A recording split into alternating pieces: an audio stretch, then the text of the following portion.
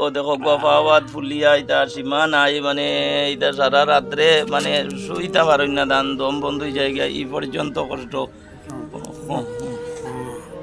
সালামু আলাইকুম হুজুর সাহেব, আমার একটু সাহায্য করতো আল্লাহ আসছে।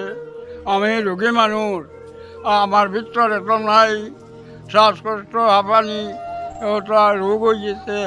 তখন আমি আপনার চলে গেছে তোরা সাহায্য চাই, আর আপনাকে সাহায্য করতাম। আমি আল্লাহ আসতে দোয়া করবো আপনার চল লাগি।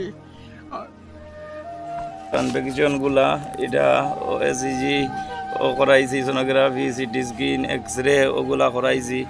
এখন অক্সিজেনটা দিতে লাগে, অক্সিজেনও মেডিকেল সরকারি তো ও এসি রুমও ফাটাই দিলেই যে মানে একদিন রাখিয়া তাইনে এসির মতো রইতে বিলকুল রাজি নাই। এখন বেলি হসপিটালও দিছিল, ইনর বিল তো সম্ভব নাই।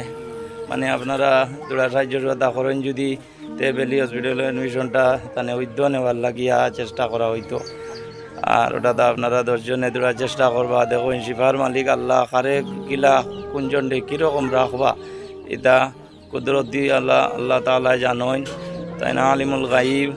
ঔষধ করা মানে শূন্য, শিফার মালিক তাইন, হায়াত মৌতর মালিক তাইন আল্লাহ তাআলা। তে আমরা তোরা সুন্নত হিসাবে ঔষধটা চালানি যান না, এর কারণে তোরা শরীর সাহায্য হইতা।